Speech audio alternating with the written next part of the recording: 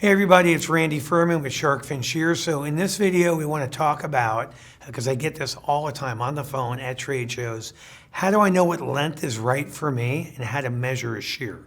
So let's talk about measuring a shear first, because there's a lot of misconceptions when people talk about, well, I only use a 5.5, okay? Or I only use a 5, okay? So first of all, to measure a shear, this happens to be a 5.5, okay?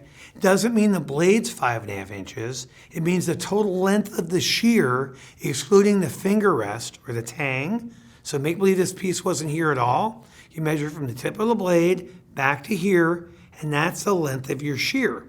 So we have, for example, with shark fin for the beauty industry, we have 4 sizes. We have a 5-inch, a 5.5, a 6 1/4, and a 7, okay?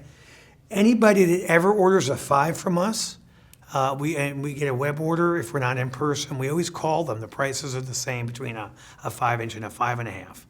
If you look at this, I'm holding these. Let me turn it around. I'm holding these pivot area. That's this area here, the pivot area. If you guys can see tip to tip, that's not a 1/2 inch difference. And a lot of you guys are out there, well, I can't go from a 5.5 to a 6 1/4 because I'll cut myself because it's 3/4 of an inch longer. It's not. Because that extra length, when you go from a 5 to a 5.5, it's distributed along the whole length of the shear. So you guys are kind of cheating yourself. Remember, always use the right blade for the right cut. So don't spend 30 minutes on a 20-minute haircut, right? Because if you have a little bit of a longer blade, you're going to get through those cuts better, more precisely, etc. Okay, so what we tell at Shark Fin, all of our customers, the way to know if what length is good for you, okay, because now we just talked about how you measure it. Put the shear in your hand. So I'm going to start with a 5.5, okay? And I'm left-handed. I know it's in the wrong hand. I got it.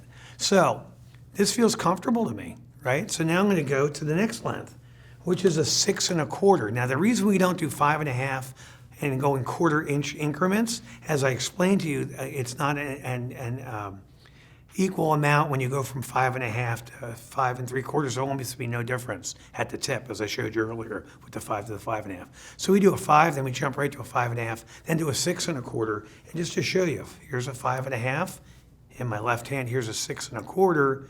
That's not 3/4 of an inch difference. So all you want to do is put the shear in your cutting hand, in your scissoring hand, and oh, it feels comfortable. Okay, now I'm going to go bigger. Now I'm going to go to a 7-inch, okay? Put it in my hand, and I'm going to, oh my God, it's too big. I know immediately it's too big, just like you all will know it's too big. So put the shear in your hand that you're comfortable with. Go to the next size, it's still comfortable. Keep going higher until it's too big. Go back one size. That's the correct size for you, because again, the longer the blades here, the quicker you're going to get through the haircuts, the more bodies you're going to get in and out of your chair, right? The more precise your cuts are going to be. So again, measuring a shear, tip to where the finger rest connects, exclude that, okay? And the right size for you, put it in your hand, keep going bigger and bigger till it's too big, go back one size, that's the correct size. So that's hopefully helps you guys, gives you some better education. Thank you guys for watching the video. I do like to do that after every video. And again, remember, it's always nice to be nice.